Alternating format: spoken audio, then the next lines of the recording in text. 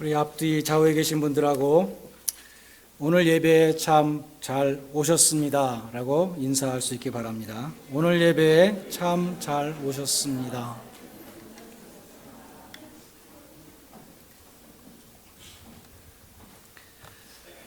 만주에 사는 교포들이 극동 방송을 통해서 설교를 듣고 신앙생활에 많은 도움을 받는다고 합니다. 그런데 그분들이 듣기 힘들어하는 설교가 있는데, 그것은 예수 믿으면 돈을 많이 벌고 잘 살게 된다는 그러한 기복적인 설교라고 합니다. 북한에 있는 지하 성도들도 마찬가지죠. 예수 믿으면 부자가 된다는 설교는 그들에게 전혀 맞지가 않습니다. 오히려 성경은 디모데전서 3장 12절에 보면 무릇 그리스도 예수 안에서 경건하게 살고자 하는 자는 핍박을 받으리라 라고 말씀합니다. 오늘 읽은 이 사도행전 4장에도 보면 사도들에게 닥쳤던 첫 번째 핍박을 말씀하고 있는데, 그 핍박 속에서 5천 명이 믿는 놀라운 부흥이 일어난 것을 말씀하고 있습니다. 하나님이 주시는 이 축복은 물질적인 풍요 속에서 얻는 것이 아니라 오히려 고난 속에서 얻게 되는 것입니다. 바울이 복음을 전하다가 여러 차례 감옥에서 매를 맞기도 하고 온갖 고생을 많이 했는데, 그런데 그가 감옥에서 간수들의 집안을 구원시키고 또 갇혀있는 가운데 로마 12대 군인들에게 복음을 전파하고 에베소서와 빌립보서와 골로새서 같은 그러한 옥중서신을, 성경책을 쓰게 됐습니다. 사도 요한은 반모 섬에 유배되었지만 거기서 하늘의 환상을 보고 주님의 음성을 듣고 요한계시록을 남기게 됐습니다. 성경을 보면 고난은 축복으로 나아가는 통로입니다. 그래서 변장된 축복이다, 고난은 변장된 축복이다, 그렇게 말하고 있습니다. 더욱이 그 고난이 예수님을 위한 고난이었을 때는 그 고난으로 인해서 교회가 크게 부흥하고 복음이 널리 전파되는 일이 그 고난을 통해서 이루어지는 것입니다. 교회는 참으로 이상하게도 핍박 속에서 부흥합니다. 편안하면 죽습니다. 우리 개인의 신앙도 고난 속에서 정금과 같이 빛나게 됩니다. 2세기의 교부였던 저스틴 마터는 순교자의 피를 먹고 교회가 자란다, 그러한 유명한 말을 남겼습니다. 오늘 1절에 보면은 요한과 베드로가 성전에서 안진뱅이를 일으키고 군중들에게 복음을 전할 때 그 사도들을 잡으러 출동했던 사람들이 누구인가가 나옵니다. 제사장들과 성전 맡은 자, 그리고 사두개인들이었다, 그렇게 말씀합니다. 이 사람들이 성전의 주인 행세를 하고 있었던 사람들이었습니다. 먼저 제사장의 대표는 대제사장인데 5절에 보면 대제사장의 이름이 두 명이 나옵니다. 안나스와 가야바. 안나스는 가야바의 장인이었습니다. 안나스는 주후 6년부터 15년까지 9년 동안 대제사장을 지냈는데, 자기가 퇴임한 다음에도 자기의 5 아들과 이 가야바라고 하는 사위를 번갈아서 계속 대제사장에 앉히고 자기는 막후에서 실제적인 실력자로 또 로마 통치의 파트너로 있었던 그러한 실권자였습니다. 가야바는 주 18년부터 36년까지 예수님이 활동하시고 십자가에 달리신 바로 그때 대제사장으로 있었던 사람인데, 그렇지만 사람들의 마음속에는 언제나 안나스가 대제사장 중에서도 왕 같은 큰 대제사장이었기 때문에 요한복음 18장 13절에 보면 사람들이 예수님을 끌고 대제사장, 공식적인 대제사장 가야바한테 가기 전에 먼저 안나스에게 끌고 갔다는 그런 기록이 있습니다. 다음으로 이 성전 맡은 자는 NIV 성경에 보면은 The Captain of the Temple Guard라고 이렇게 되어 있습니다. 템플 가드의 캡틴이다. 이 템플 가드는 로마 군인이 아니었습니다. 성전의 치안과 성전의 질서를 유지하는 유대인들의 어떠한 자치 경찰 같은 것이었죠. 예수님을 겟세마네 동산에서 체포한 군인들이 로마 군인들이 아니라 이 성전의 군인들이었습니다. 그 중에서도 캡틴, 대장이 출동했다는 것입니다. 그는 성전에서 대제사장 다음으로 높은 사람이었다고 합니다. 다음으로 사두개인이 나오는데 이 사도들의 핍박자는 사두개인들입니다. 예수님의 대적은 바리새인들이었는데 바리새인과 사두개인이 쌍벽을 이루는 종파들이었습니다. 근데 사도행전에는 사두개인들이 많이 나옵니다. 사두개인들은 자신들의 역사나 조직이나 신학에 대해서 쓴 글을 하나도 남기지 않았습니다. 그래서 그들의 대적이었던 바리새인들의 글이나 요세푸스라는 역사가의 글이나 혹은 신약 성경에도 사두개인에 대해서 덜어 나오는 것을 보고 우리는 그것을 종합해서 사두개인을 알 수 있는 것입니다. 그들은 제사장들이 많았지만 그렇지만 제사장들이 다 사두개인이었던 것은 아니었습니다. 그렇지만 제사장들과 사두개인들은 아주 친밀한 관계를 유지했고 이 안나스와 가야바도 사두개인들이었습니다. 그들은 로마의 통치에 적극 협력했고 유대인들의 자치 의결 기관인 사네드린 공회의 다수를 차지하고 의장직은 당연히 대제사장이니까 또 의장직도 차지하는 권력층이었습니다. 그러나 아이러니하게도 성경을 보면 그들은 제사장들이고 종교인이면서도 부활이나 천사나 영 같은 어떤 초자연 세계를 부인하는 그런 사람들이었습니다. 3절에 보면 그처럼 성전의 지배자들이었던 제사장들과 성전 맡은 자와 사두개인들이 저녁 무렵에 사도들을 잡아 가두었습니다. 그리고 다음날 5절에 보면 다음날 공식적인 공회로 다 모였습니다. 유대 종교 지도자들의 최고회의인 사네드린 공회로 모였습니다. 여기에 제사장과 서기관과 장로 70명으로 구성되어 있고 대제사장이 의장이었는데 예수님을 신문하고 예수님에게 사형을 선고하고 예수님을 끌고 빌라도의 법정으로 데려갔던 그 모임이 바로 이 공회라는 것입니다. 거기서 베드로와 요한이 신문을 받게 되었습니다. 그들은 사도들에게 너희가 무슨 권세와 누구의 이름으로 이런 일을 행했느냐라고 따집니다. 베드로는 여기서 예수의 이름을 증거할 수 있는 절호의 찬스를 보았습니다. 일생에 두 번 다시 오지 않는 이 대제사장을 비롯해서 유대의 지배자들, 종교 지도자들이 다 모인 곳에서 예수의 이름을 증거할 수 있는 그 기회를 얻었던 것입니다. 예수님은 일찍이 이런 상황을 예고하셨습니다. 사복음서에 다 나오는데 마가복음 13장 9절로 11절에 보면 이런 말씀이 있습니다. 사람들이 너희를 공회에 넘겨주겠고 나를 인해서 너희가 세상의 임금들과 권력자들 앞에 서게 되리니 이는 그들에게 증거가 되게 하려 함이라. 그들에게도 복음이 전파되기 위해서 너희들이 그들 앞에 설 것이라고 예수님이 말씀했습니다. 사람들이 너희를 끌어다가 넘겨줄 때 무슨 말을 할까 미리 염려치 말고 무엇이든지 그 시에 너희에게 주시는 그 말을 하라. 말하는 이는 너희가 아니요 성령이시니라 라고 말씀했습니다. 과연 8절에 보면은 베드로가 성령이 충만해서 예수의 이름을 증거했습니다. 먼저 베드로는 예수님을 죽인 그들의 죄를 지적했습니다. 너희가 십자가에 못 박은 예수라고 말합니다. 베드로는 계속해서 이 말을 했죠. 오순절에 모인 군중에게도 똑같은 말을 했고 또 안전뱅이를 일으킨 기적을 보고 모인 군중들에게도 너희가 예수를 죽였다고 똑같이 말했습니다. 그것도 큰 용기였지만 지금 공회 앞에서 그들에게 너희가 예수를 십자가에 못 박았다라고 말하는 것은 정말로 대단한 용기였습니다. 불과 몇 달 전에 예수님을 재판하고 죽였던 그 권력자들 앞에서 너희가 십자가에 못 박은 그 예수라고 분명히 말했던 것입니다.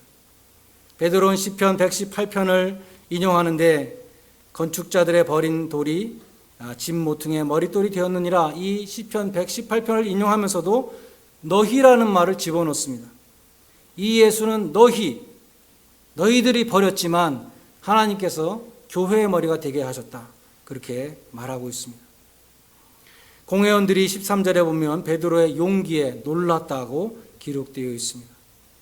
베드로의 설교는 항상 예수님의 죽음과 함께 부활을 말씀합니다. 그래서 하나님이 죽은 자 가운데서 예수를 살리셨다고 증거합니다. 하나님이 예수를 죽은 자 가운데 살리심으로 그가 하나님의 아들이심을 증거하고 이 세상의 구세주가 되심을 보여주셨다고 말씀합니다. 그 나사렛 예수의 이름으로 이 안진뱅이가 일어났다라고 말했습니다. 그것이 누구의 이름으로 성전에서 이 같은 일을 행하느냐라는 그 질문에 대한 답변이었습니다. 그리고 베드로의 결론은 12절입니다. 다른 이로서는 구원을 얻을 수 없나니 천하 인간의 구원을 얻을 만한 다른 이름을 우리에게 주신 일이 없음이니라. 이것은 복음의 선포인 것입니다. 이것은 논란을 벌이는 그러한 대상이 아니라 이것을 받아들이느냐, 거부하느냐, 믿느냐, 믿지 않느냐, 구원을 얻느냐, 구원 얻지 못하느냐, 그것을 가름하는 선포인 것입니다. 모세는 불뱀에 물려서 죽어가는 이스라엘 백성들에게 장대 위에 높이 달린 놋뱀을 바라보면 다 하나님이 낫게 해주신다고 그렇게 복음을 선포했습니다. 믿고 순종한 자들은 다 살았더라 성경은 말씀합니다. 예수님은 말씀하시기를 모세가 광야에서 놋뱀을 든 것처럼 인자도 들려야 하리니 누구든지 저를 믿는 자마다 영생을 얻게 하려 하심이니라. 요한복음 3장 14절에서 15절에 말씀했습니다. 콜로라도 주에 큰 산불이 일어났는데 등산객들이 고립된 일이 있었습니다. 산 중턱에서 불이 일어났는데 산 위에 올라가 있던 등산객들이 불길과 연기에 휩싸여서 어디로 피할지 모르고 우왕좌왕 살길을 찾아 헤매고 있는 위급한 상황이었습니다. 그때 하늘에서 헬기가 나타났는데 그 헬기로부터 빨간 밧줄이, 큰 밧줄이 내려왔습니다. 그리고 거기서 방송을 하는데 이 밧줄을 따라오라고 방송을 하는 것입니다. 거기서 사람들이 과연 저 줄을 따라가면 살 것인가 말 것인가, 저 줄만이 정말 생명줄인가, 그런 것을 토론하고 반박하는 사람은 없었습니다. 그 줄을 따라서 가는 사람은 구원의 길로 인도되고 있는 것입니다. 따라가는 사람은 살고 안 따라가는 사람은 죽는 것입니다. 예수의 이름은 하나님이 하늘로부터 내려주신 유일한 생명줄입니다. 하나님이 열어주신 유일한 구원의 길입니다. 내가 곧 길이요 진리요 생명이니 나로 말미암지 않고는 아버지께로 올 자가 없느니라. 이것을 독선이라고 사람들은 비웃습니다. 듣기 싫어합니다. 핍박합니다. 심지어 죽이기까지 했습니다. 사도들은 예수님을 죽인 권력자들 앞에서 너희들이 죽였다라고 말하고, 그러나 하나님이 살리셨다고 말하고, 너희들도 예수를 믿어야만 구원을 얻는다라고 말을 했습니다. 공회원들은 참으로 당황했습니다. 지금 이 안진뱅이도 그 자리에 서 있기 때문에, 많은 사람들이 다 그것을 봤기 때문에 공회원들은 사도들을 나가라고 자기들끼리 어떻게 할 것인가 대책을 수기했습니다. 그들이 내린 결론은 이렇게 말했습니다. 저들을 위협해서 다시는 예수의 이름을 말하지 못하게 하자, 그렇게 결정했습니다. 그리고 사도들을 다시 들어오라고 하고 경고합니다. 도무지 예수의 이름으로 말하지도 말고 가르치지도 말라, 예수의 이름을 입 밖에 내지 마라, 그렇게 협박했습니다. 근데 베드로와 요한은 거기에 굴어하지 않고 이렇게 말합니다. 하나님 앞에서 너희 말을 듣는 것과 하나님 말씀에 순종하는 것과 어느 것이 옳은가 너희 스스로 판단하라. 우리는 보고 들은 것을 말하지 않을 수 없노라 라고 말합니다. 베드로의 이 담대함이 어디서 나왔습니까? 그것이 성령 충만입니다. 인간 베드로는 대제사장의 집을 지키는 뜰에 있었던 그 여종의 앞에서, 대제사장의 여종 앞에서 3번이나 모른다고 철저히 부인했습니다. 그러나 지금은 대제사장과 공회 앞에서 담대하게 하나님의 말씀을 증거하고 예수의 이름을 증거했습니다. 그것이 성령 충만입니다. 성령이 충만하여 사도행전에 보면 그 다음에 하나님의 말씀을 담대히 전하더라, 그렇게 연결이 됩니다. 언제 이 사람들이 성령의 충만을 받았습니까? 오순절에 다락방에 모여서 기도에 힘쓰던, 모여서 기도할 때 성령의 충만을 받았습니다. 오늘 읽은 4장 31절에도 보면 교회가 합심하여 기도할 때에 우리가 모두 성령의 충만함을 받았습니다. 23절에 보면 사도들이 공회에서 풀려나서 동료에게 가서, 그 컴패니언에게 가서 함께 기도했다고 기록되어 있습니다. 이 동료라는 것은 기도의 동역자들이요, 신앙의 공동체입니다. 성도들이 모인 교회입니다. 초대교회는 모여서 기도하며 성령 충만함을 받고 담대히 하나님의 말씀을 전했던 것입니다. 24절로 30절에 보면 이 사람들이 모여서 기도했는데 그 기도한 내용이 나오고 있습니다. 그들은 핍박을 거두어 달라고 기도하지 않았습니다. 박해와 순교를 당하게 하지 말라고 기도하지 않았습니다.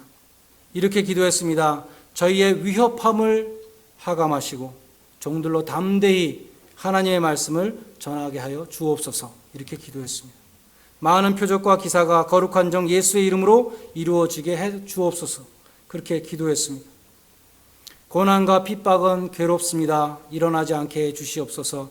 그렇게 기도한 것이 아니라 환난과 핍박 속에서 더욱 담대히 하나님의 말씀을 전하게 해달라고 기도했다는 것입니다. 그들은 어떠한 희생이 따르더라도 복음을 전해야 되는 자신들의 책임을 회피하지 않았습니다. 하나님의 주권을 믿었지만 인간의 책임을 회피하지 않았습니다. 우리는 기도를 통해서 하나님의 뜻이 이루어지도록 기도해야 됩니다. 우리는 기도를 통해서 교회가 부흥하도록 하나님 앞에 기도해야 됩니다. 동시에 나의 희생으로 교회를 섬겨야 되는 것입니다. 어거스틴은 이렇게 말했습니다. Pray as though everything depends on God. 모든 것이 하나님께 달려있는 것처럼 기도하라. And work as though everything depends on you. 너에게 모든 것이 달려있는 것처럼 일하라, 사역하라. 그렇게 말했습니다. 하나님은 모여서 기도하며 성령 충만을 받고 또 하나님의 일을 하라고 교회를 세우셨습니다. 히브리서 10장 25절에 보면 모이기를 패하는 어떤 사람들의 습관과 같이 하지 말고 오직 권하여 그날이 가까움을 볼수록 더욱 모이기에 힘쓰라. 그렇게 말씀합니다.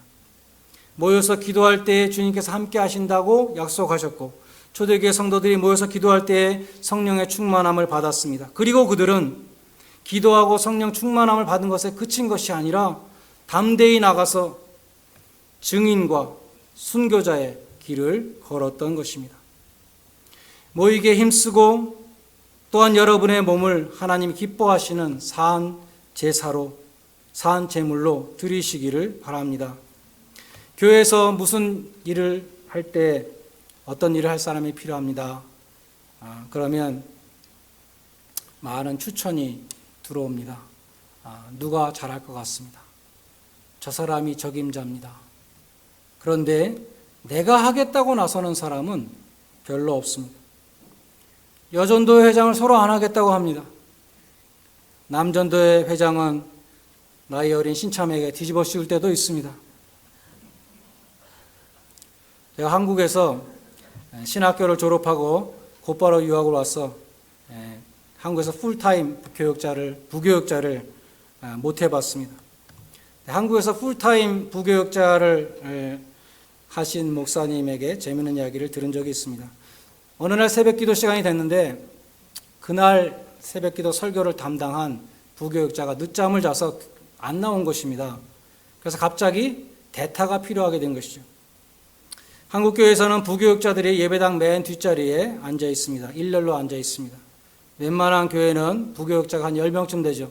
수석 부목사님, 부목사님들, 강도사님, 전도사님들, 신방 여전도사님 뒤에 쭉 앉아 있었습니다.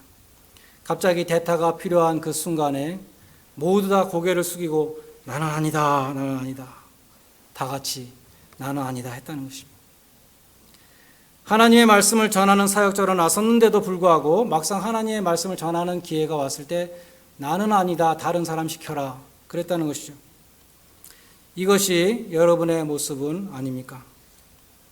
사도들은 나는 아니다, 네가 나가라 서로 미루지 않았습니다. 내가 누구를 보내며 누가 우리를 위하여 갈고 하나님이 물으실 때 이사야 선지자는 내가 여기 있습니다, 나를 보내소서라고 자원했습니다. 내가 아니더라도 다른 사람이 하겠지라고 생각하지 마시기 바랍니다. 내가 아니면 할 사람이 없다, 그렇게 생각해야 됩니다. 마음에 부담이 생기는 것은 하나님께서 하라고 부르시는 것으로 여기시기 바랍니다. 교회는 이곳저곳을 살피는 청지기들이 필요합니다. 내가 아니더라도 다른 사람이 하겠지라고 생각하면 오산입니다. 내가 아니면 할 사람이 없습니다. 청년들이 다 졸업하고 방학해서 집에 다 갔습니다. 이제 성가대에도 자리가 많이 비고 찬양팀도 자리가 많이 비고 주일학교 교사도 다 갔습니다. 내가 아니더라도 할 사람이 있겠지라고 생각하면 한 사람도 할 사람이 사실 없습니다. 내가 아니면 할 사람이 없다고 자원하는 사람, 그 사람이 복된 사람입니다. 내가 아니면 수요 예배 자리를 지킬 사람이 없다 생각하고 수요 예배를 나오시기 바랍니다. 내가 아니더라도 다른 사람들이 헌금을 많이 하겠지 라고 생각하지 마시고, 내가 헌금을 안 하면 우리 교회 재정이 없어서 교회가 문을 닫을지도 몰라, 그러한 마음을 가지고 여러분이 희생이 담긴 그러한 헌금을 하시기 바랍니다. 내가 아니면 우리 교회 목장의 목자와 교세로 섬길 사람이 없을 거야 라고 생각하시고 자원하시기를 바랍니다. 주일 예배가 끝나고 누군가 뒷정리를 하겠지, 누군가 하겠지, 그것이 아니라 내가 끝까지 남아서 뒷정리를 하는 그런 사람이 되시기를 바랍니다. 이 교회를 끝까지 지키는 마지막 한 사람이 되시기를 바랍니다. 그 사람이 하나님 보시기에 귀한 사람입니다. 순교를 마다하지 않고 주님의 이름을 증거했던 이 사도들을 따라서 주님의 몸된 교회를 위해서 나의 삶을 산제사로 드리라는 그 말씀에 순종하는 참된 예배자들이 다 되시기를 주님의 이름으로 간절히 축원드립니다. 기도하겠습니다.